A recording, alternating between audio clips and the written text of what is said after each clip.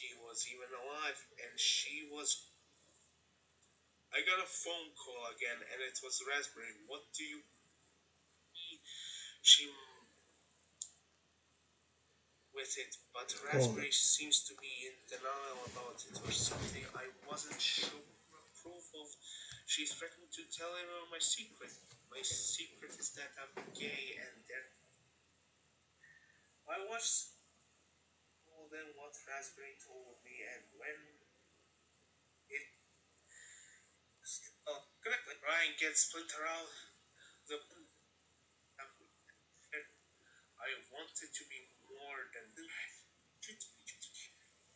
I loved him. I couldn't have. So I waited. Oh no! Wait a second. There. That was. Shit, shit, shit, shit. Okay. So approximately 39. Oh, fuck nuggets. I need. Oh god.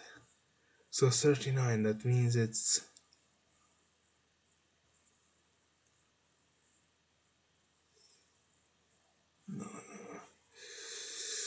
Yeah, screw this. I need to.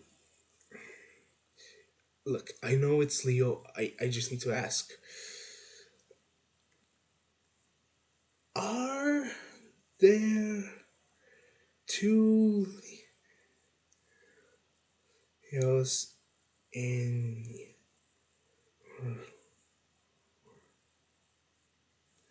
Okay, the question has been asked. Now it's time for the response. Okay. Now to just a bit later. Okay, yeah, here we are.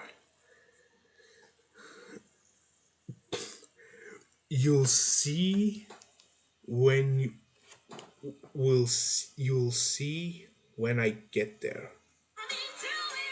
Wait, no. You'll see when I get there. No. This one. Jesus Christ. He seemed cautious around Leo, which was a bit stupid in my mind. Son, you have no idea. I thought Leo was a bit of a sissy. He wore a skirt and he seemed soft. He had a TV head. My friend, you know not who you speak of. And he had explained that when he died, he hit his head on it while falling. Um, okay. I hope it hurt. I thought it was a bit unusual, but didn't ask too much about it. Luke was really kind to Scribbles, but was nicer to Leo more than anything.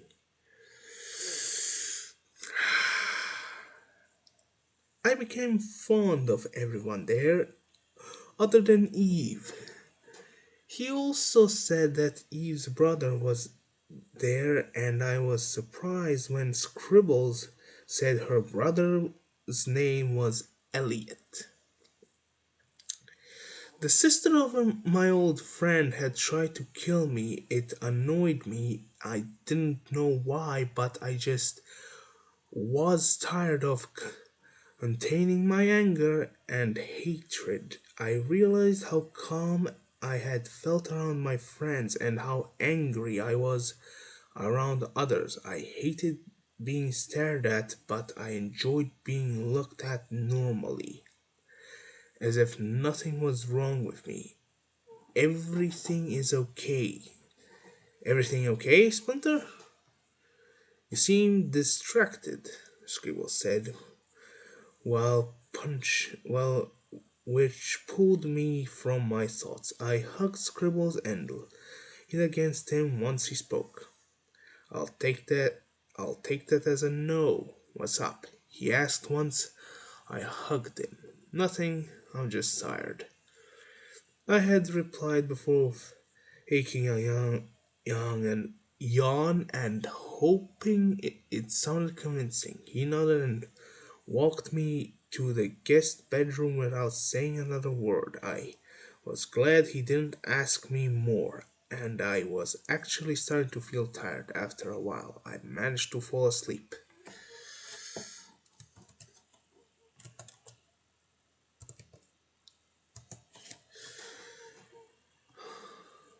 Scribbles revealed that he had horns, which was kind of hot if I'm being honest. I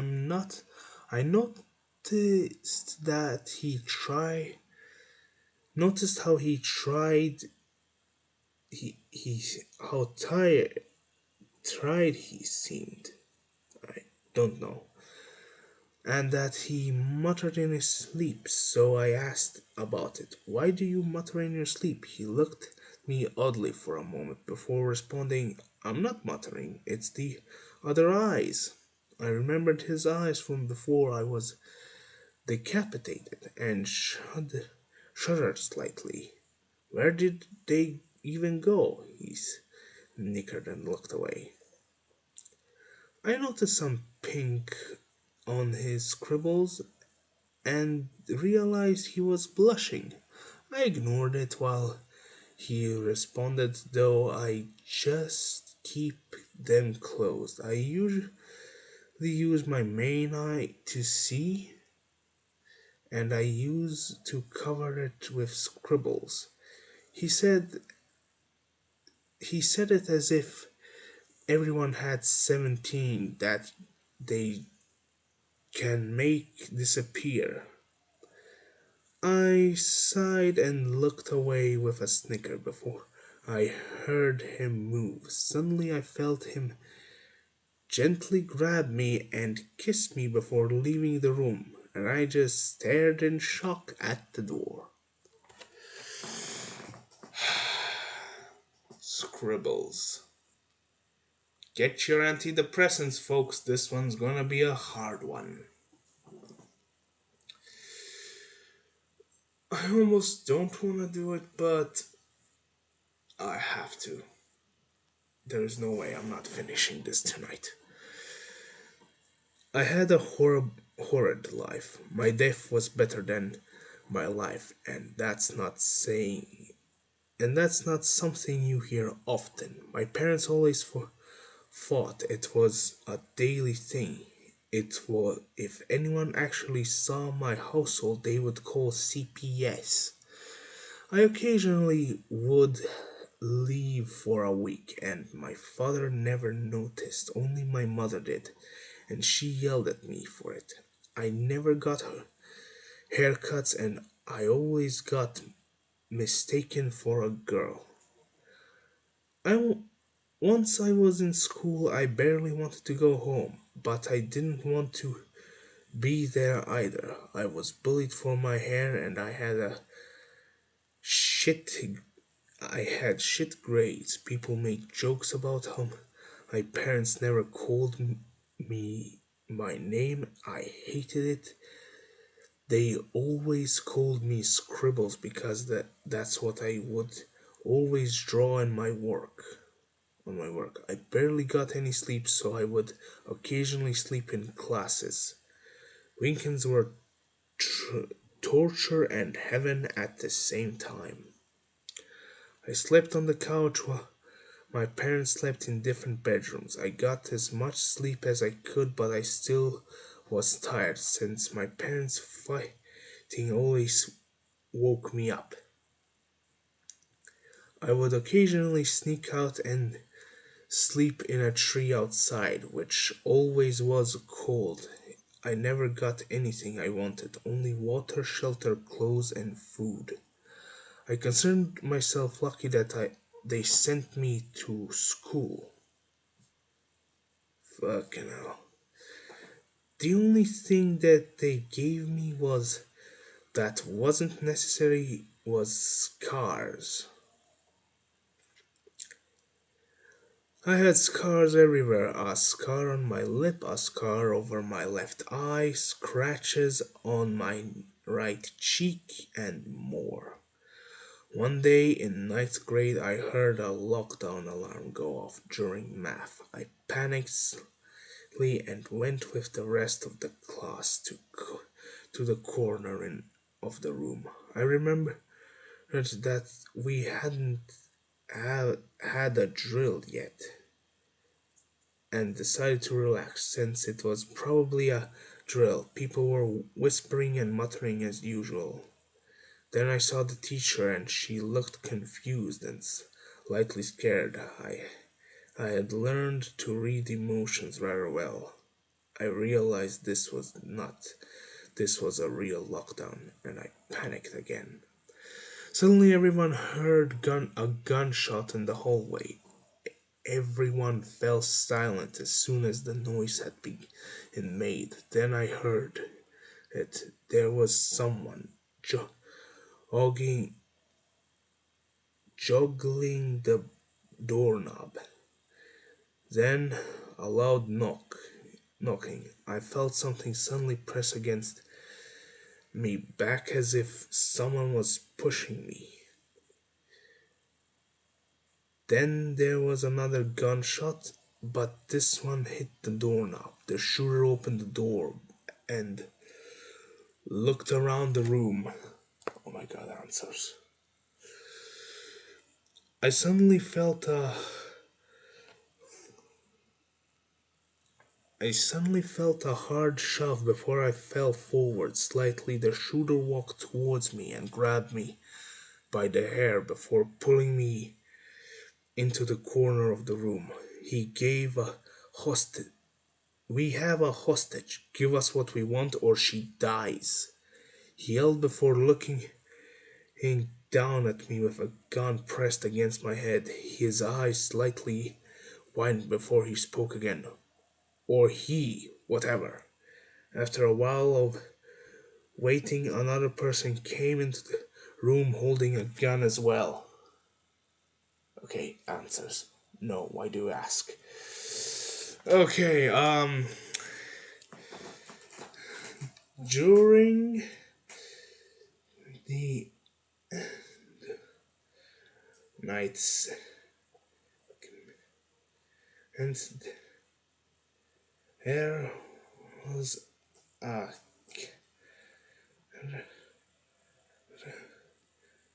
character a character named Leo with someone who wasn't Luke.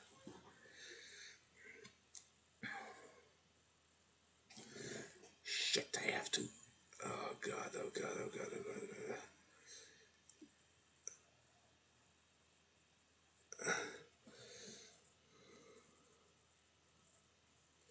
39. I have to find 39.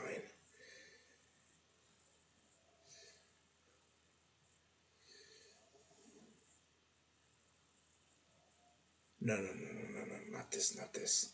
The other one. Hold on, hold on, hold on. Wait.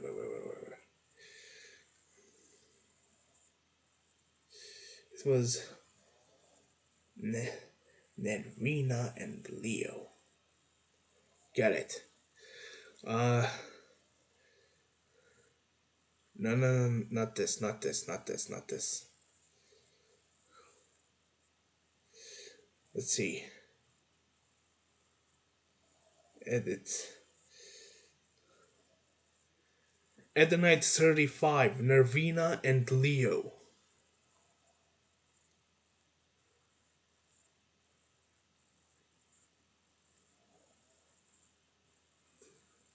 Nice. Okay, okay.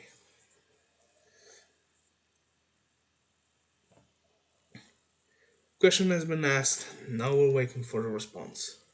Now I am waiting for the response. Everything is fine. Everything is fine. Everything is going to be fine.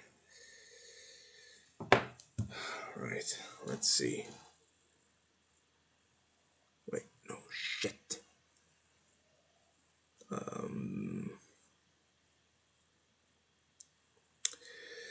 The second person walked up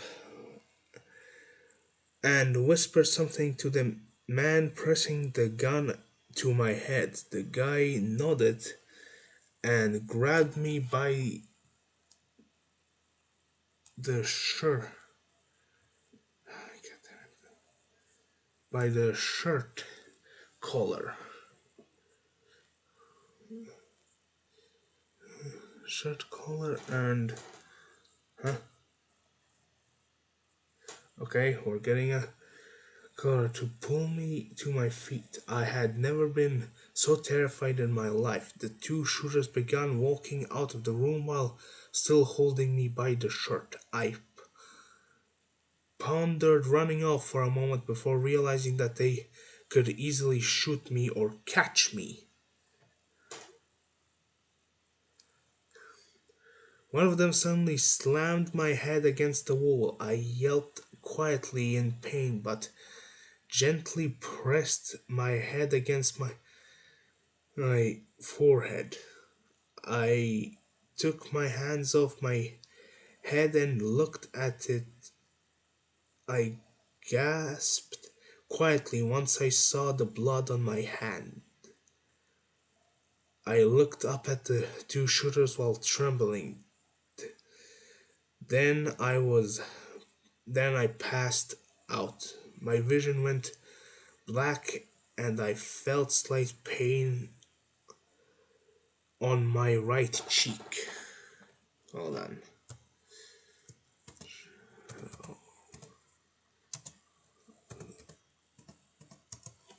Bless.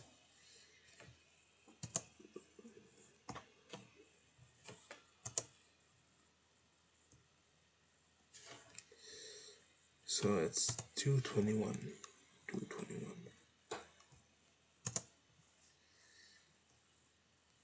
Let's see.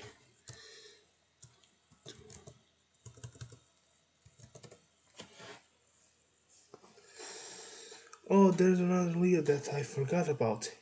He's a rabbit. Sorry for not clarifying.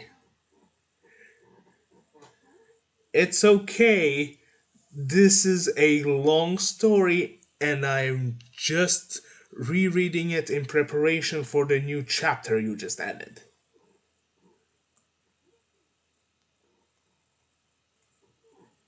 Also, I turned one of your presumably American style states French.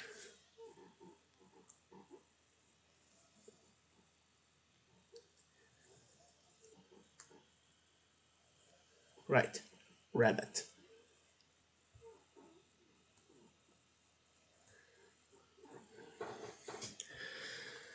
Okay. I woke up on the floor of a van and immediately checked my. Hold on.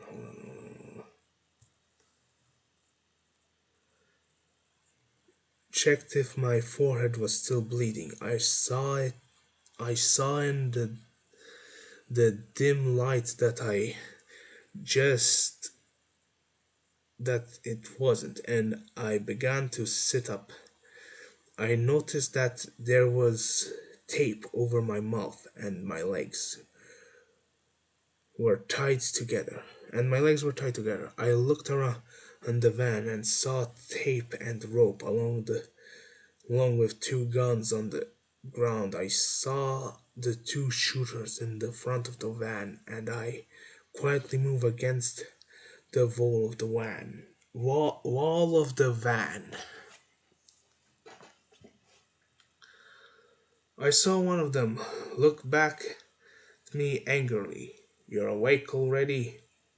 God, just don't annoy us," he said loudly. I nodded and closed my eyes quietly. I heard him whisper something to the main driver that I couldn't understand. After a bit, I managed to get some sleep before waking up to a rough shake. Get up already, he yelled.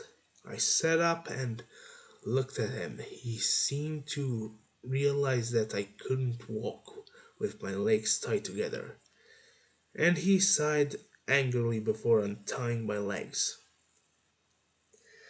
I stood up, looked at him, follow us. I stood up and looked at him quietly. Follow us, he said before grabbing me by the hair again. I noticed that the other shooter hadn't spoken during the car ride. I walked quietly to stay at the same pace as the two men. We walked into a strange looking warehouse and they threw me in a room. I heard the door lock and I sat down. I yawned quietly and I heard quiet muttering from outside. I closed my eyes while lying on the ground. I drifted off for a few hours before waking up to my hair being pulled. I gritted my teeth and opened my eyes. I looked up at the man pulling my hair and saw him look at me ex,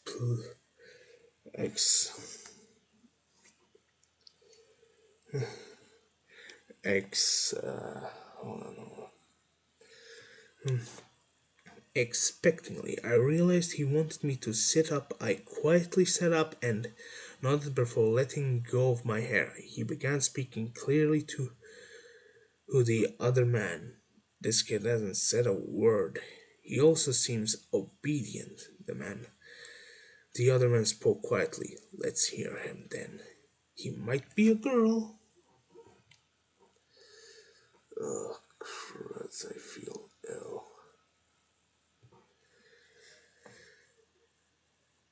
He he load he load one ripped the duct tape off my mouth and tossed it to the ground. Speak, he said. Oh, okay, I said quietly. The the quiet one nodded while the loud one looked at me angrily. More than one word, moron, he said. I thought about what to say for a moment before speaking. Why did you slam my head into a wall? I asked quietly. The quiet one answered, he was trying to knock you out, which seemed to have worked. Speaking of which, Leo, apologize, he said. Saying the last word loudly.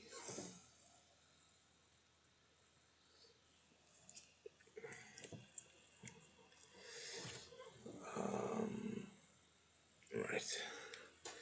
What? The man named Leo yelled. Apologize?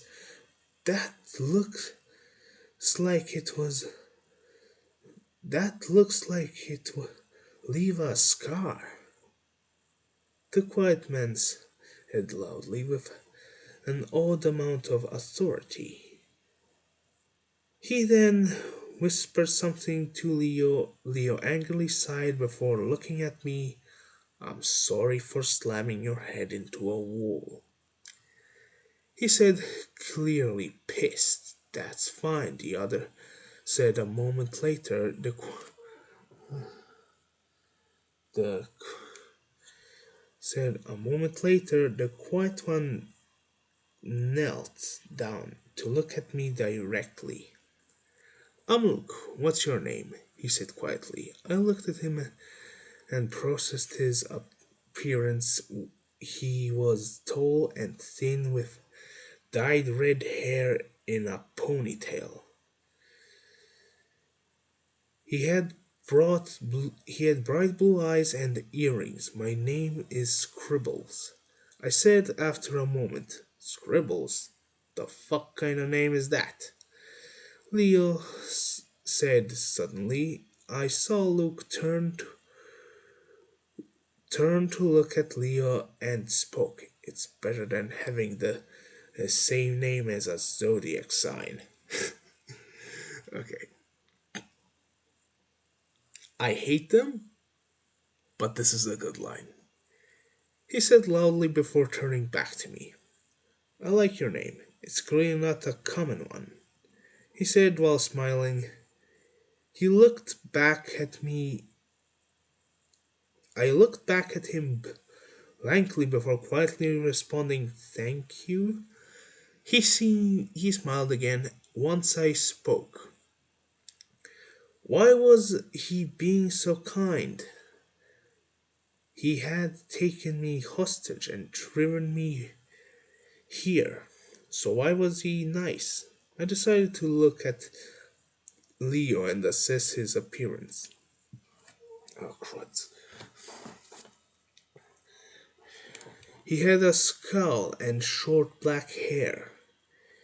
He had green eyes and a white nose ring. I thought he looked rather cool for a moment before remembering that he pointed a gun at me.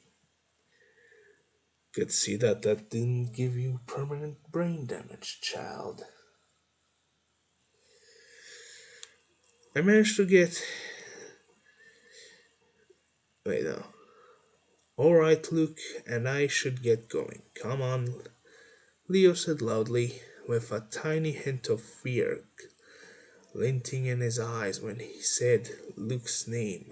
I quietly asked him a question. Why are you afraid of Luke? He looked at me with hatred in his eyes. I'm not fucking afraid of him. Shut up. It's 3 in the morning. That's why I don't shout. He yelled. Luke looked at me with a grin. Oh, Leo's afraid of me because Leo suddenly jumped on Luke's back and covered his mouth with his hands. Luke looked at me as if expecting me to help him, so I quietly got up and pulled Leo's hand off Luke's mouth. I managed to get one of his hands off Luke's mouth before I saw Luke smile at me before knocking Leo off his back. Landed Leo landed flat on his back before struggling to try to get up. Luke looked down at Leo and grinned before kneeling on his chest. I watched Leo stare at him with a look of fear in his eye.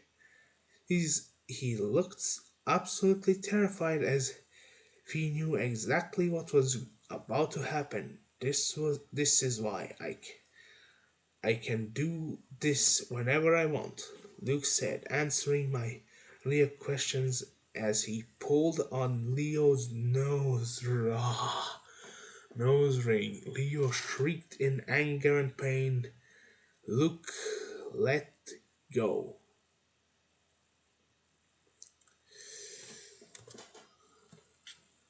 301. Ow, ow, ow. Leo said quietly with tears in his eyes. Luke stood up and looked at me with a smile. To that, if he tries to hurt you, Scribbles, Luke said while grinning. I nodded and do that if he tries to hurt you, Scribbles. Luke said that while grinning. I nodded and watched him as he pulled Leo up before they both left the room. I didn't know why I was so afraid at the moment. I laid down and closed my eyes before drifting back to sleep. I easily slept through the entire night. Once I woke up, I quietly sat up and stretched. I yawned before looking around the room. I had fallen back asleep for a while before getting woken up by a light shake. I woke up to see Luke standing over me. Good morning, Scribby. Scribbly? Jesus fuck. I looked at him once he spoke and he seemed to notice. If it's fine if I call you that nickname? Is it fine? He asked Yeah, yeah. I smiled slightly after responding. Luke seemed smiled and gently hugged me after a moment. I was surprised by that. No one had ever been this kind to me. So scribbly, why is your hair so, God damn it. So scribbly, why is your hair so long? Luke asked me while with a smile. I looked up at him and looked at my hair. My parents never cut it. They didn't want to spend money or time cutting my hair, so they just told me to deal with it. I said quietly, "Oh, well, I could cut it for you if you'd like," he replied. I nodded and smiled. "I'd like that." "Thank you," I answered. He nodded and left the room. He came back uh, into the room with a pair of scissors and a hairbrush. I looked up at him before he spoke. I. "What length do you want your hair at?" he asked me. "Could you make it shorter length?" I asked in return. He nodded and sat down behind me. Before beginning to cut my hair, I felt his gentle hands running through my hair and brushing against my head. I wanted to stay stay there with him, just having my hair cut.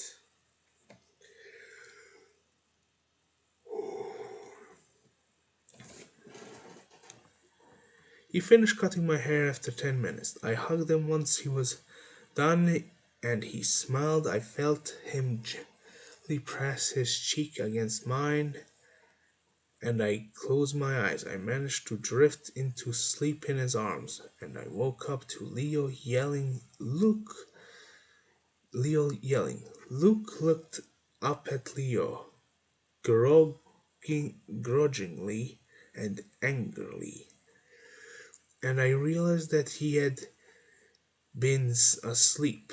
Leo suddenly grabbed me by the hair and dragged me off Leo.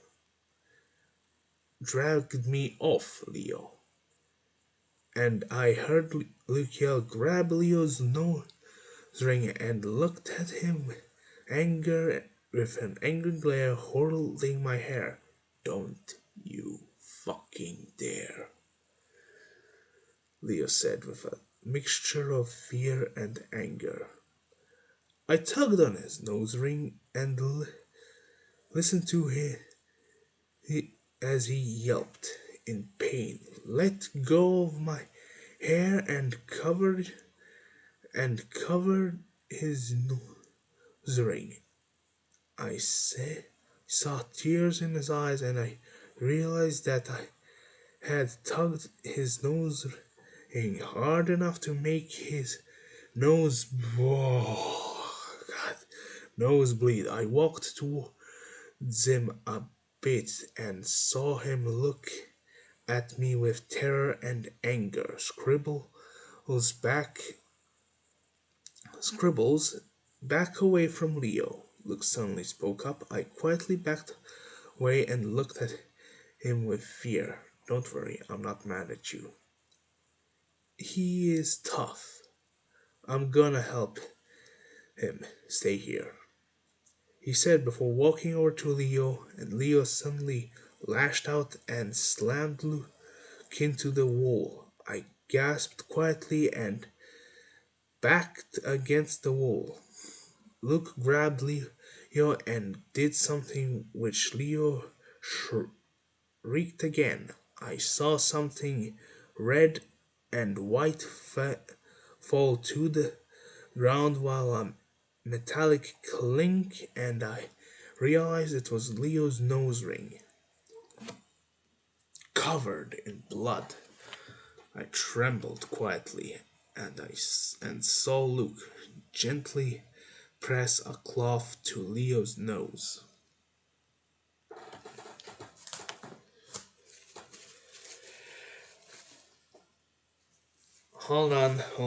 Hold on. Not going to subject you to it.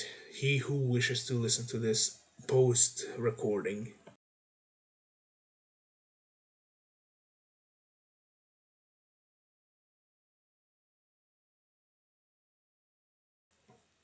Right, back again.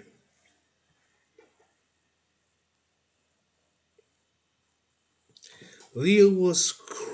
I trembled quietly and I saw Luke gently pressing a cloth. Right. Leo was crying. He sat down and cried. I watched Luke gently hug him and mutter something to him. And Leo muttered back. Luke suddenly looked up at me and gestured for me to come over to him. I walked over and sat next to Luke. Leo wants to apologize and I think you should. And I think you should. Leo said calmly, still hugging Luke said calmly, still hugging Leo, I'm sorry for tugging your nose ring. Uh, Luke said calmly, still hugging Leo. Tugging your nose ring, he said quietly. Leo looked at me and suddenly grabbed me. He hugged me. Leo hugged me tightly to his chest and quietly muttered, Stupid scribble bitch.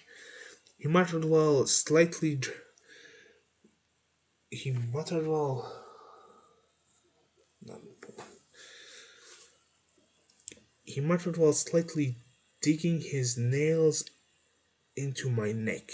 Leo, are you okay? Luke asked suddenly, and Leo stopped. Leo nodded, and I gently pressed against him. He looked at me and yawned. You really have a way of making people tired, Scribbles, Luke said jokingly.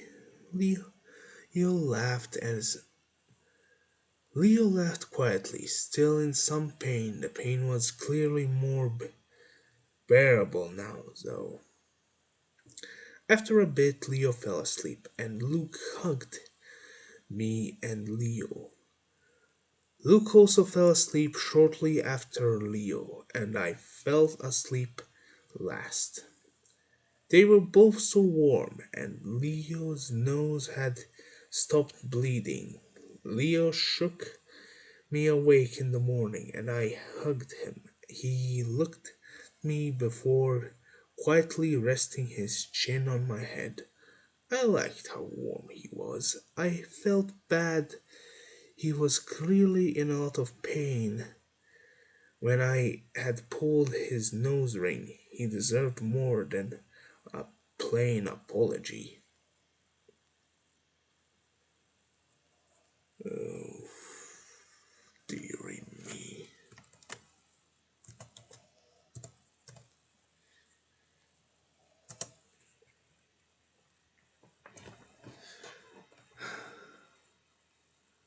Luke woke up a bit later, and he talked to me about art and cartoons for a while. While Leo went back to sleep, I was talking to Luke about a drawing I did once when Leo woke up again. He said something about how obnoxious I was before standing up and picking up my his nose ring from off the floor. He left the room and Luke continued talking to me. I noticed a small scar on his cheek and asked about it. Oh, it's a scratch from something a while back, he replied. Leo and Luke occasionally would go on walks with me in the forest, but wouldn't let me go on my own for obvious reasons. I didn't mind.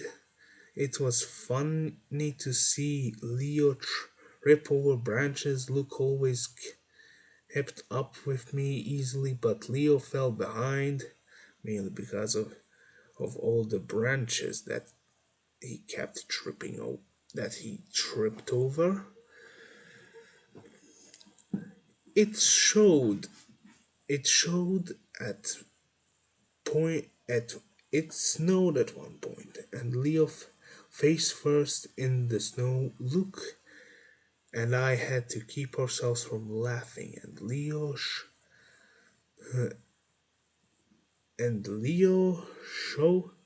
shoved my head into a pile of snow later.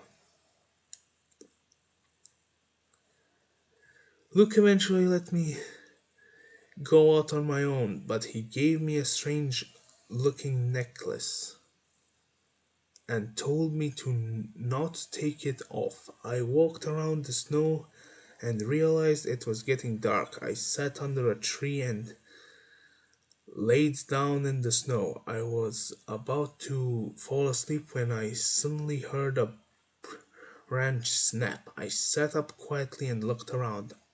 I was silent and listened for a moment, only to hear breathing from behind me. I turned to see was what what was there. A dragon, a large black dragon covered in glowing white eyes.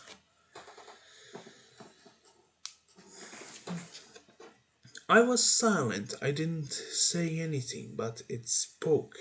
Hello, human, he said. I just stared at him silently in shock. My parents always told me to go get eaten by a dragon, but I had never seen one. I also hadn't expected them to have so many eyes.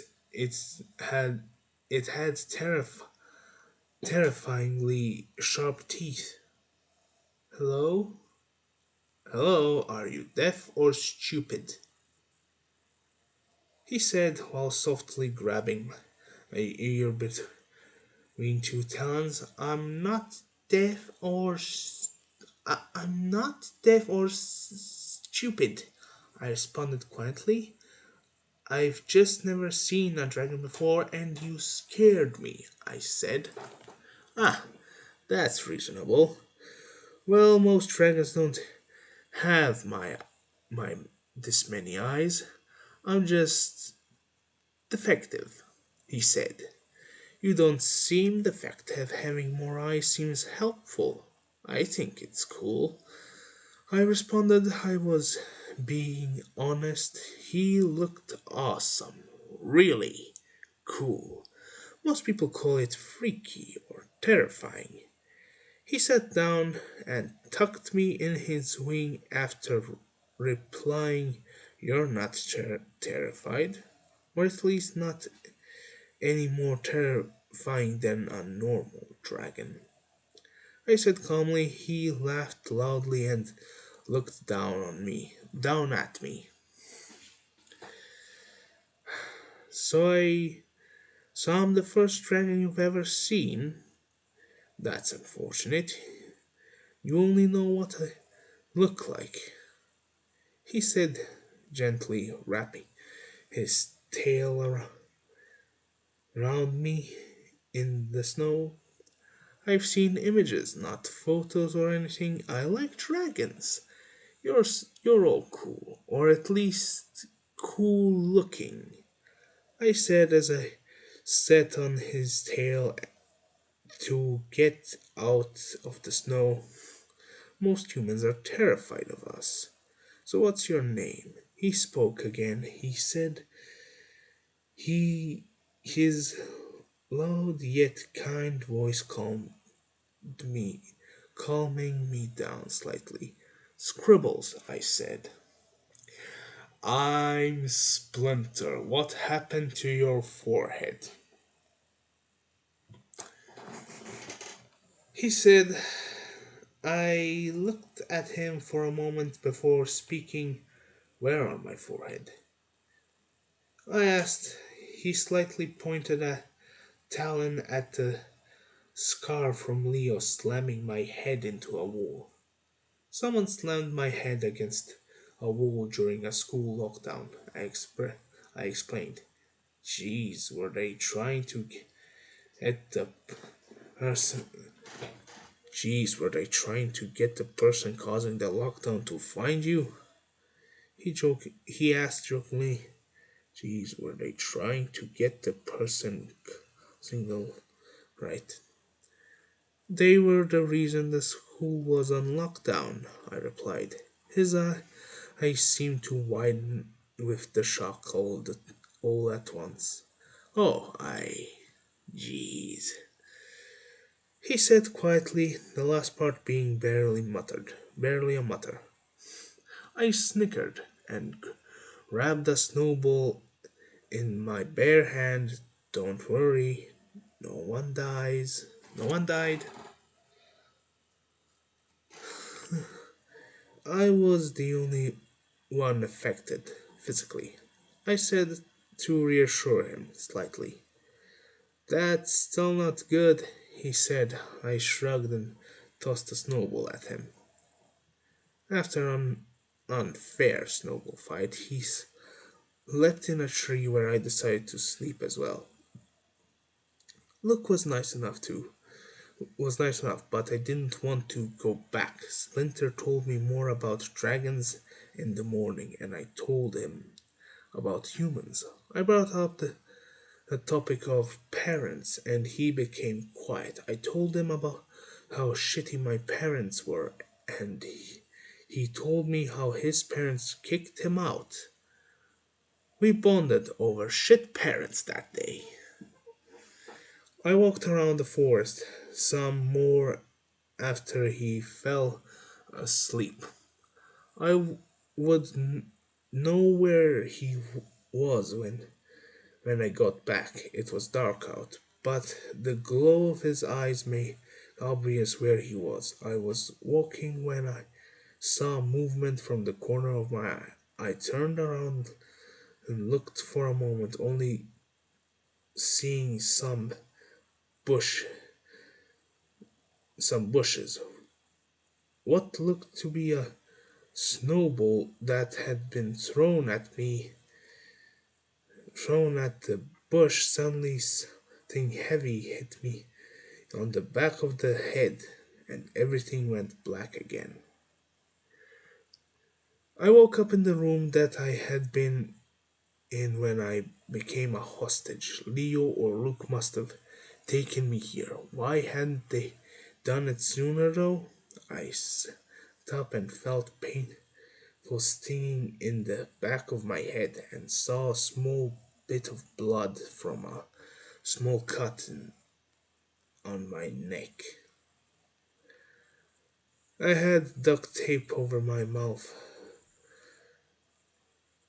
It seemed like they had cut me as a punishment for running off. I heard the door open and saw Luke standing there, clearly pissed. Hello again, Scribbles, he said.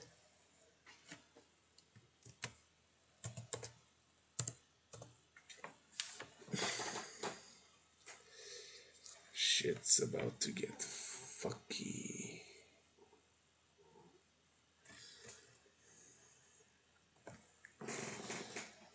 Alright.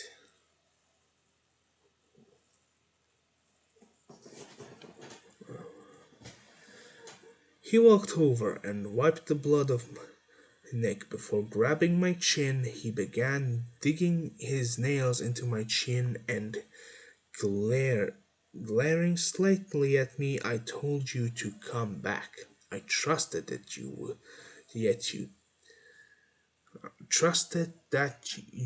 yet you didn't. I gave you a necklace as with a tracker in it to keep you from getting lost. Then you stayed near a dragon so we couldn't catch you. He yelled at the last part. I shook hand, his head. I shook my head since wasn't true. What do you mean? No. I pointed mouth and the duct tape. He sighed angrily and tore the duct tape, which hurt. Tell me, what do you mean, no? He asked again. I quietly spoke. It got dark before I realized it would. And then the dragon found me itself. I chose not to run away and not get killed by the dragon. I said he looked at me slightly for a moment. Why should I believe that? He said in reply. I Why would I lie? I replied. He stood up and walked out of the room without another word.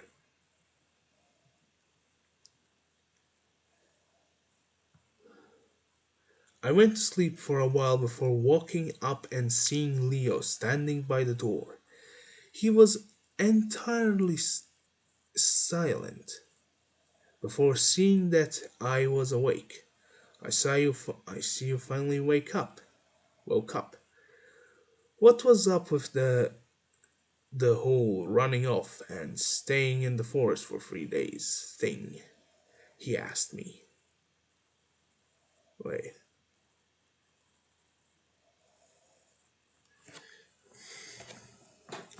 which one was the asshole again? Because I thought Luke was the calm and collected one, and here is Leo. I can. He asked me. I shrugged slightly and watched him walk over to me. He patted me slightly on the head continuing to fall, while continuing to frown. I yawned quietly. A dragon found me while I was on my walk. Leo's eyes seemed to lighten up when I said dragon, and he spoke. A dragon? What did it look like? What color was it? He seemed excited. It was all black with glowing white eyes all over it, and he had a long tail with some small gray scales and more eyes on it. I described Splinter as well as I could. He seemed to be surprised when I mentioned the eyes. How many eyes did it have? He asked me. Not sure, probably hundreds, if I'm being honest, I replied. Could it speak, or did it just roar and growl? He asked me he could speak English and said that he had been traveling for years. I explained he seemed extremely I, ex- I explained he seemed extremely interested in dragons, so I decided to ask him about it. Why are you so interested in dragons? I asked him. I just like dragons. They're interesting. He replied. I shrugged in his response.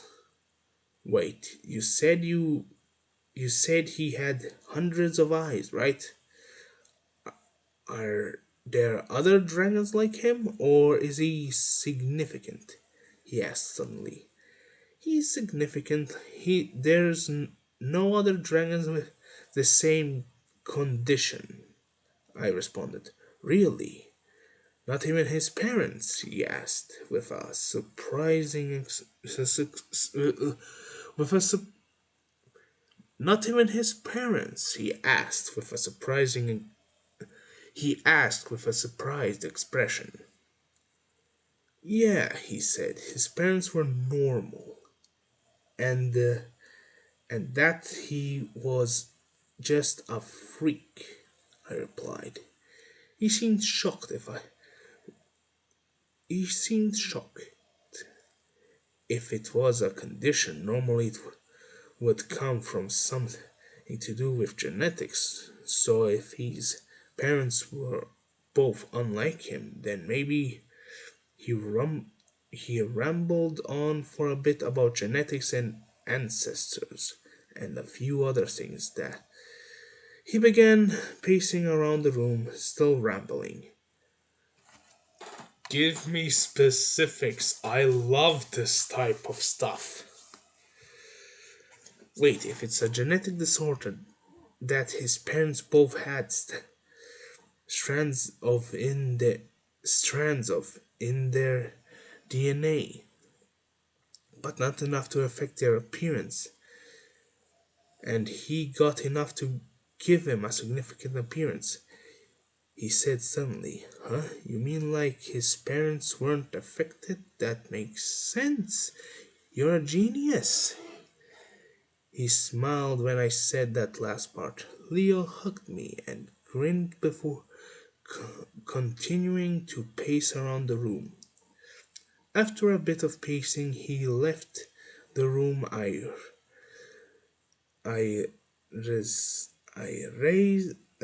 rested my body for a bit and fell asleep. A while later, I woke up and decided to think about the time I've passed out and been knocked out. I heard the door open again and looked over. Luke was in the room again. He walked over to me. "So you weren't lying about the dragon thing. You're seriously unlucky." I was confused. I didn't know why he thought I wasn't lucky. I had met a dragon and wasn't killed. What do you mean what do you mean I wasn't killed or hurt? I asked. He looked at me with a blank expression. "You were found by a dragon and couldn't leave." I realized that he thought I was trapped or not allowed to leave. "Well, yeah, but I wasn't hurt and nothing bad ended up happening," I replied, leaving out the fact that I could have left whenever I wanted to.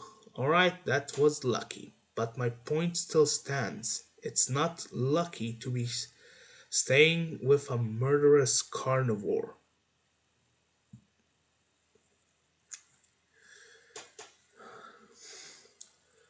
"He wasn't a carnivore," I said suddenly. He looked at me with an odd look of shock, as if he hadn't expected me to speak. "He? I thought you would refer to a murderous beast as an it," he said. "He wasn't murderous, though. He was an omnivore and only ate rabbits and deer. We saw a person walk by at some point, and he just glanced slightly at him with one of his eyes. Barely paid them any attention," I replied calmly. At some point, uh, he just right one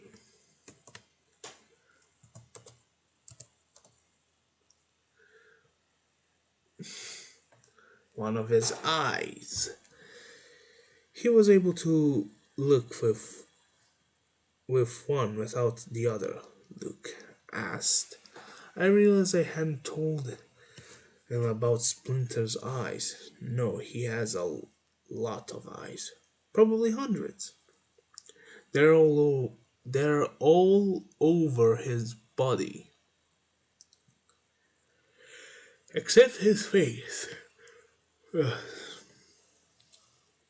He only has three on he has three eyes on his face," I answered.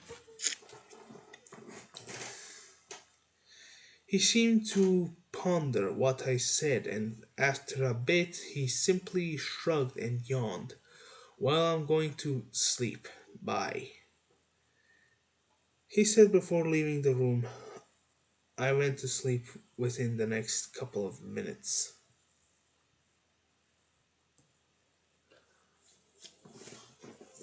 I was done with this. I was going to escape or leave.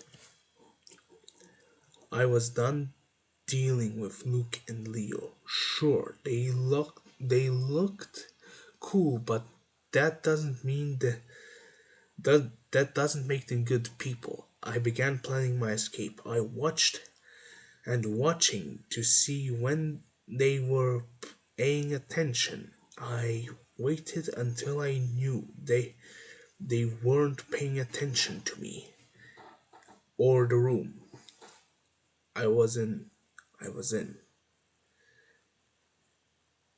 I opened the door. I began running and immediately went for the door that we went through for the forest walks. I heard a yell, but I couldn't tell if it was Luke or Leo. I kept running until I was deep in the forest. I checked that I didn't have the necklace Luke gave me, and I continued walking. I continued walking. I changed directions a few times to be sure they didn't follow me. I just didn't stop until I got too tired to walk. The morning I found I found the town full of dragons. I stayed around the outside and watched dragons walking and flying in the town. I heard two white speak. I I heard two white speckled black dragons talking about how hungry they were with Re- which reminded me that I hadn't eaten in 2 days. I decided that I wasn't going to be able to hunt. I don't have weapons. I snuck into town and managed to grab some bread from a dragon bakery. I hid my bread in a clean tree that hadn't seen bugs in. I went back to get some more food from the town without being seen. I ate some of it and stored the rest in a spare shirt. I continued walking until night and slept in a tree the s- with the storage shirt with the storage shirt sitting on a branch. I woke up to see a face staring back at me instead of the sun in my eyes. It was a small dragon. It looked like it was around 2 years old. It was red blacks, pl- with black splotchy scales and as well as a small horn on its forehead, with smaller ears to splinter. It had a, it had what looked like a lighter red flare running down from its forehead to its back. I couldn't tell what gender it was, but had smaller eyes to splinter. It didn't have eyes all over it though, just the two in the usual spots. Why are you in a tree? Are you a human? Why do you have so many scars? She asked in a high pitched, squeaky voice. I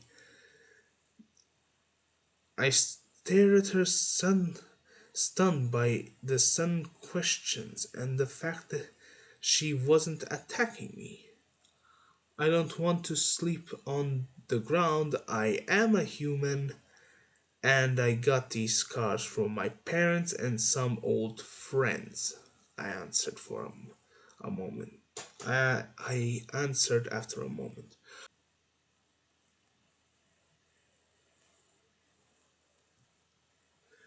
Okay, that was scary. Let's see. Ooh, my older brother has some scars from my dad. You two are uh, a bit alike. She said immediately after I stopped speaking. That's not that's not a good thing. What's your name? I'm Scribbles, I said. I'm Scorch. Scribbles is a cool name, she replied. Scorch is a cool name as well, I answered. Well, I probably should go. Good luck, Scribbles, she said after a moment. Then she hopped out of the tree and walked off into the town. I decided to continue walking. If a dragonet could see me, an adult dragon could. An adult dragon could. So I grabbed my food and continued walking.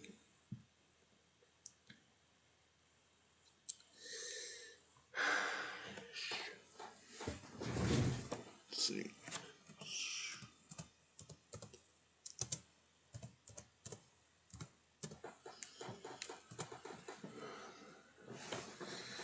Short break. Then go to the toilet.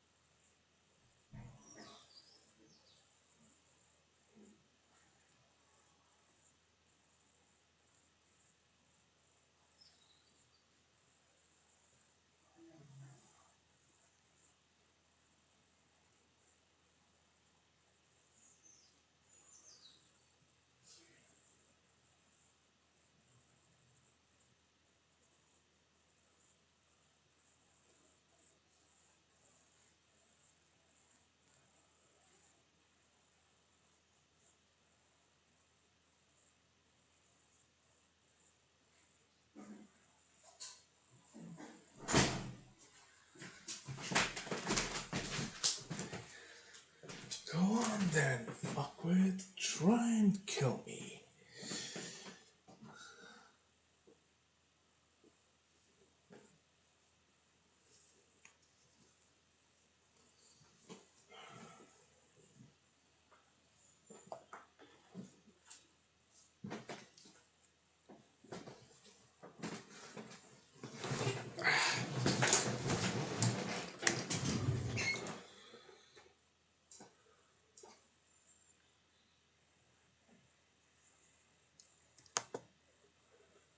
Just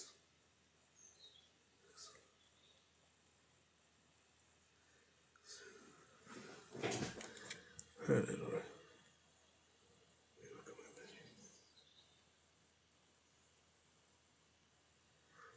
Do I look like I know what any of this means?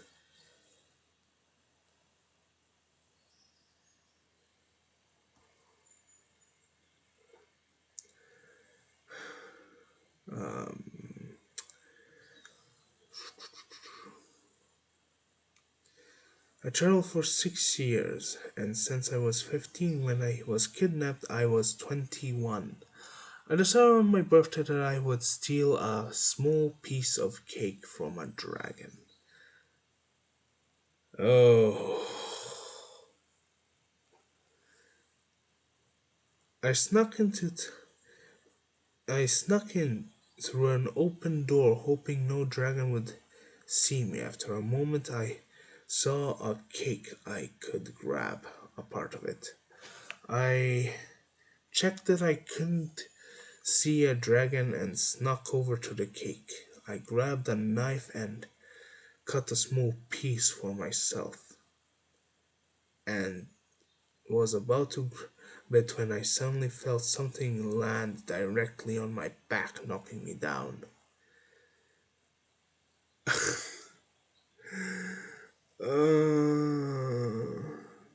I got flipped onto my back, and whatever landed on me, and saw a light, and saw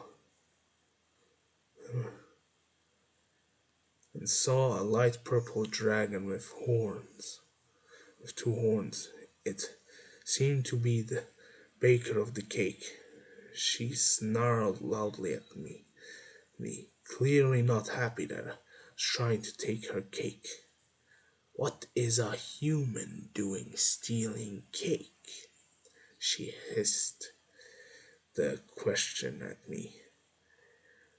I don't have money and it's my birthday, so I managed to say before she interrupted me. Oh, so because it's your birthday, you think it's okay to steal? She yelled at me, shoving her snout in my face.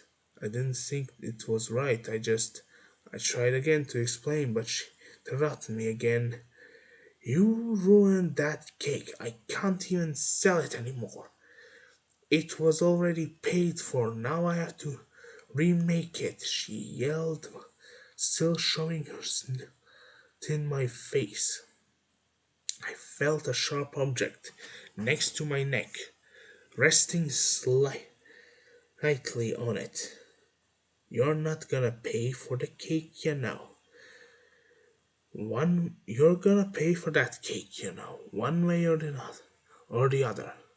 I looked down, seeing a sharp knife pointed directly at the important artery in my neck. She knew her biology.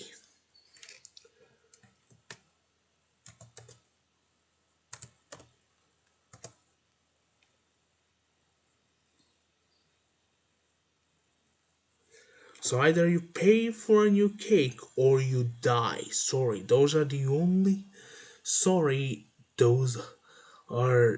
two options. I decided to plan quickly. Alright, I'll buy you a new cake materials. I can grab my money if you get off me. I knew I knew that she would get off. He slowly got off, holding the knife tightly. I stood up, reached for my pocket, and I suddenly ran towards the door, pulled it open. It opened easily and I ran out. Hey, come back, you stealing fucker! She sounded pissed, which I could understand.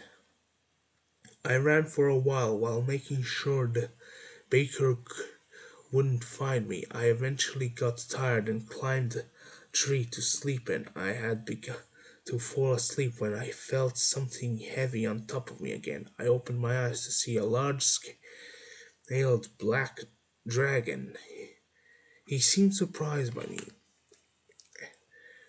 and I noticed two,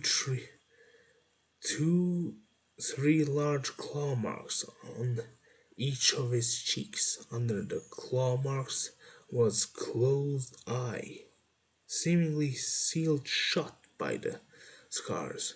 Are you human? He sounded like an adult.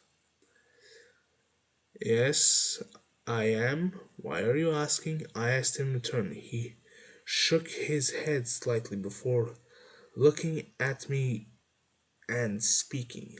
I'm warm. I'm warm. What's your name? Scribbles. Why is your name warm? I responded. My dad sucks ass. And why? That's why. He laughed slightly. So why are you sleeping in a tree? I was running from a dragon and got tired, I explained. He moved backwards and got off me. Why were you? He suddenly got interrupted by a flying dragon into by a dragon flying into me and knocking me off the branch.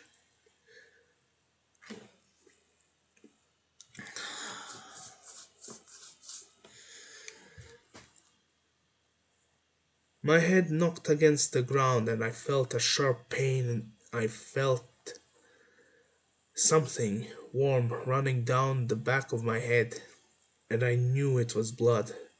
Did you really think you could get away without paying? I was It was the purple dragon from earlier. She had found me. Hey, get off him! Hey, get off him! I heard Worm yelling at her. My vision began to go fuzzy. I knew that if I didn't treat my head wound, I would die. I felt her get lifted off my chest, allowing me to breathe. I heard yelling, and one of them screeched. I heard yelling, and one of them screeched. Everything sounded distant, and I tried to clear my vision by blinking rapidly. It didn't clear my eyes, but I realized I was crying. My head began hurting more as I realized what was happening. Worm and the baker were fighting, with Worm trying to protect me. I tried to move to stop him from getting hurt, but I wasn't able to. It felt like the world was spinning around me and my voice kept getting more blurry. My vision kept getting more blurry. It felt like I was in the air and I heard air blowing around me. Then I realized I actually was in the air. One of the dragons was carrying me, but I wasn't sure which one it was, so I decided to speak. Worm. My throat felt like it was burning while I spoke. I heard a faraway voice and I barely managed to understand what it was saying. It's going to be alright. His voice seemed to fade away, growing more distant. I knew that I was dying and there was no saving me.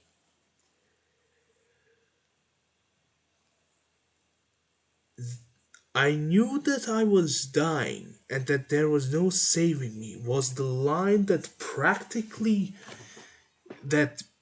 essentially sealed the deal for me, and I was starting to be concerned for the well-being of Raspberry, the person who wrote this. Fucking hell, this shit's dark. And there is a next chapter which I haven't read because I want to save my rawest reaction for YouTube. And quite honestly, after all of this massive two-parter live stream, I am scared to read what comes after this part ends.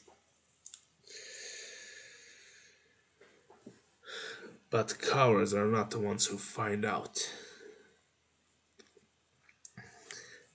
I woke up seeing my vision was slightly blurry, till I sat up and realized that I wasn't bleeding anymore. And I wasn't as dizzy as I felt, and I wasn't as dizzy, and I felt fine. My vision was the one, the only issue.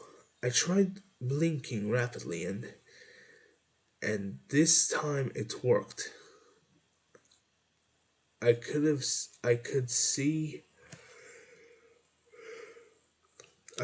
a lot more, and my eyesight was perfect. I tried to look and think about my surroundings, and I saw a floating eye.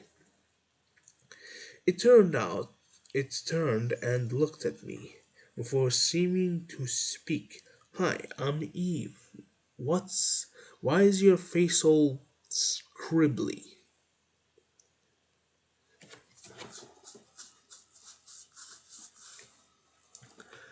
I can't see my, I can't see my face. Am I supposed to know? I angrily answered. Here I know where a bathroom is. There's one with a mirror in it. I got up and followed her. I walked behind her for a minute or so before reaching a small building. There was a sign that said Die Mart.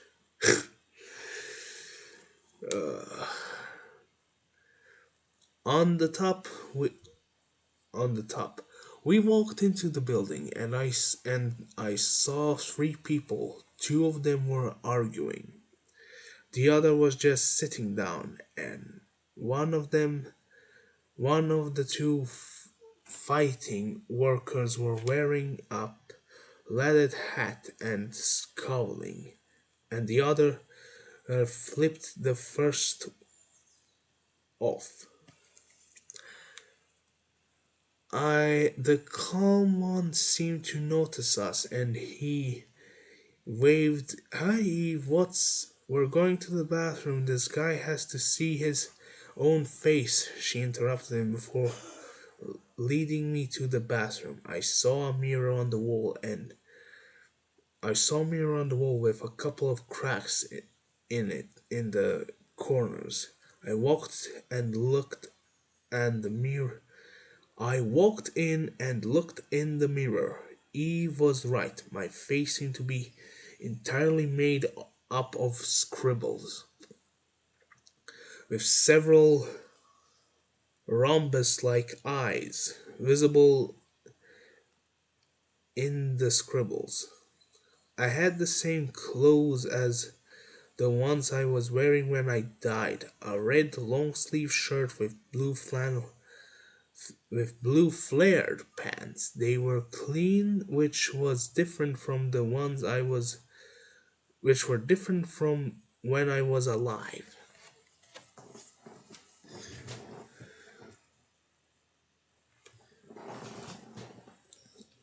I knew that I was dead, and I honestly didn't care too much. I had no I had no one to rely on, and I was about to be killed by the baker. Worm saved me, and I still died. I was careless with my life. I'm not sure how I survived to be 21. I just did whatever kept me alive, and it kept me alive. I was barely more than a kid, and I had no idea what I was doing. I didn't have anyone or anything. I was alone. No one ever loved me, and no one ever will. I guess my school bullies were right.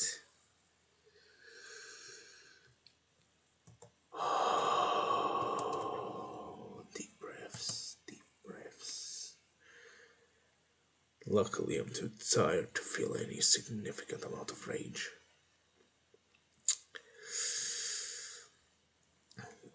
I heard a knocking at the door that pulled me out of my thoughts.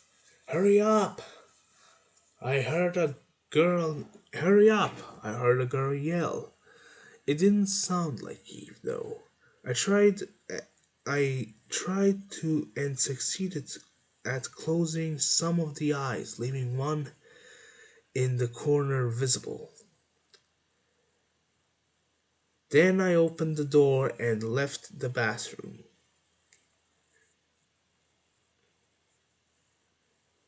The worker with the plaid, plaid hat was outside the entrance to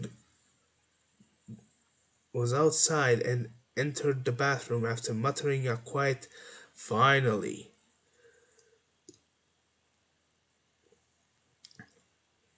Eve and I left, waving to the calm worker. Oh hey, the employees there are Banana, also known as the Armor One, and Gamer, also known as the Angry Girl, and Koda, the one who flipped off Gamer, she explained. I decided to go talk to the other people who were stuck here. I was walking around looking for people who were here when I saw a large mushroom covered in eyes similar to mine. It seemed to turn either either that or the eyes moved and it looked at me, then it disappeared into the ground, sneaking quietly into the dirt before appearing directly in front of me. I was surprised. How could a mushroom move? Then it spoke. Hello, I'm Leah. Then it spoke again, but with a different voice. I'm Tom.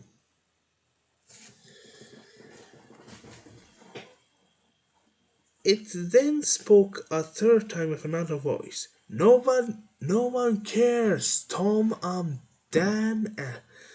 No one cares, Tom. I'm Dan. What's your name? I stood in stunned silence for a moment before speaking.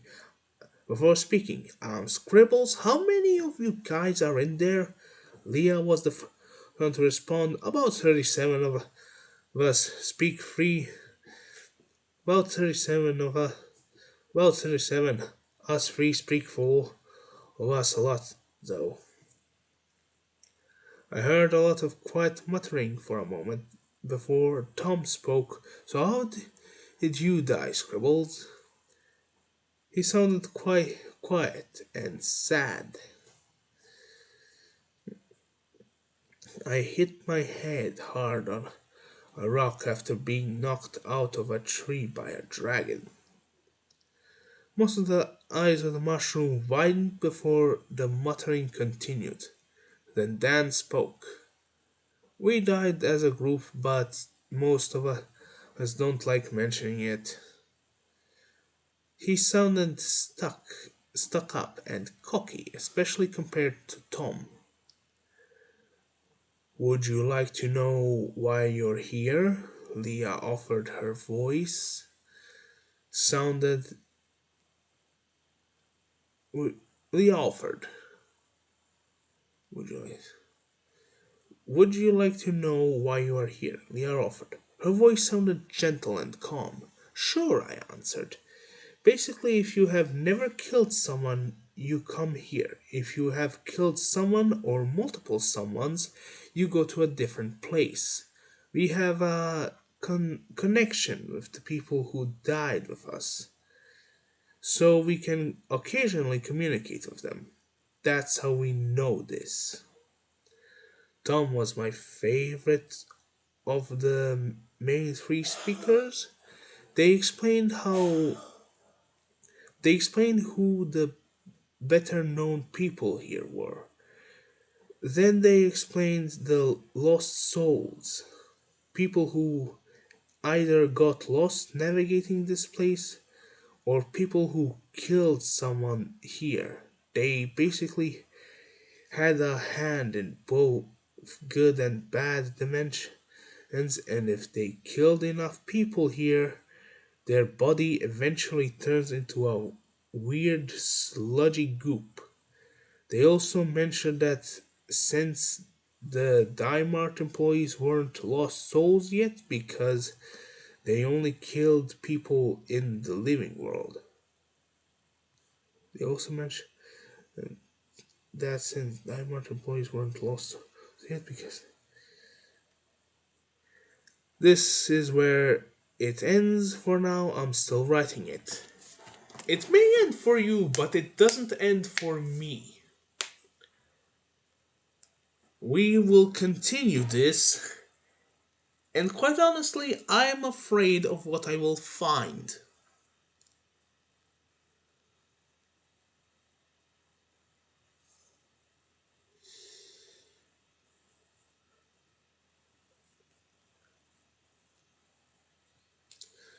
Luckily, it's not that much. After a while of talking, I decided to go find more people here. I was I was walking for a bit when I saw another floating eye, but this one had wings and was brown. Oh, I didn't see you there. Okay. Yes. Give puns to one of the most depressing characters I have ever read. Do you get the joke? He started laughing, clearly finding himself hilarious. Who are you? I asked. You're straight to the point, with no room for comedy, huh? Well, I am Ivan. Cruds. He answered, making an unfunny joke. He snickered again, still thinking his jokes were funny. Your name is? I feel called out. I'm Scribbles. I would make an eye pun back, but I can't think of one. He laughed at my joke. I clearly succeeded. Cruds, it's a pun off.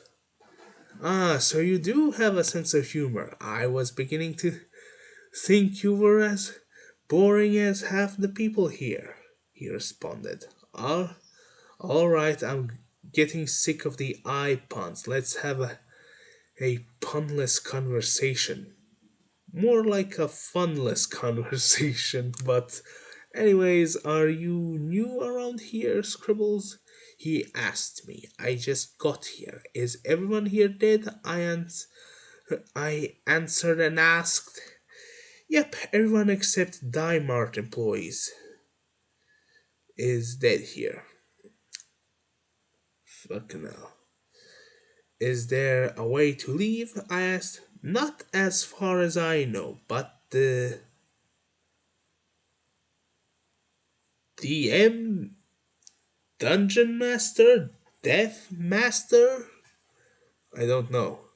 Dimart employees probably know, he answered. Alright, I said. Well, I have to go. See you later. He nodded before flying off. I continued walking, looking for someone to talk to. After a bit of searching, I found a person with a flower for their head. He seemed focused on something. He was looking at. Hi, he jumped slightly and turned to look at me. His face looked like a his face looked like a smiley face. Brown His face looked like a smiley face drawn onto a yellow part of the flower. The petals surrounding his face were long and white. Oh hey, sorry, you surprised me. I'm Luke. That name. Oh fuck. Was It's the same one? I'm Scribbles, I responded, watching to see his reaction. Reminded his face reminded the, re, remained the same. Nice to meet you. Hey, have you seen a guy wearing a skirt who has a TV ad? Oh, thank the Lord! This. Oh God. Nice to meet you. Hey, have you seen a guy wearing a skirt who has a TV as his head? I'm looking for him, but I can't find him. He didn't react. He didn't react. What's his name? I asked. Couldn't. I couldn't. I asked. It couldn't be them. Luke didn't react. His name is Leo. Oh, shit balls. The reason that he's wearing a skirt is that I dared him to, and he left to make sure I don't get to laugh at him. He laughed about the situation, and I realized that his mouth wasn't moving when he spoke. I'm not one to judge, but I don't even have a visible mouth or nose. I haven't seen him. Sorry. If it was them, wasn't it? Luke and Leo, the two shooters who kidnapped me. Oh gods, oh cruds, oh lords almighty, oh gods, oh no, oh gods, oh no. Oh Lord, save me, Raspberry, what have you written? An hour later, I saw Luke walking towards me with a shorter guy with a TV for a head.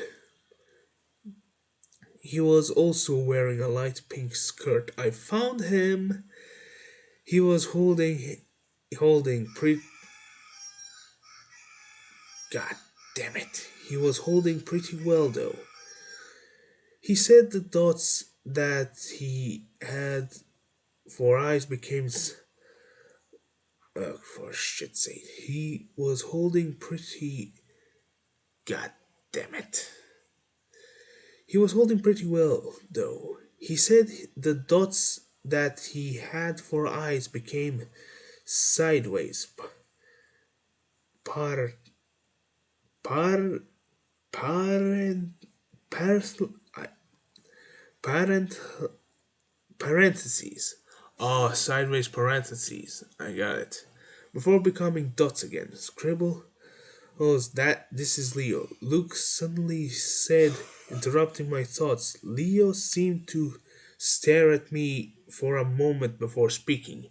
I have to go. This is a massive disturbance I can't afford to deal around right now.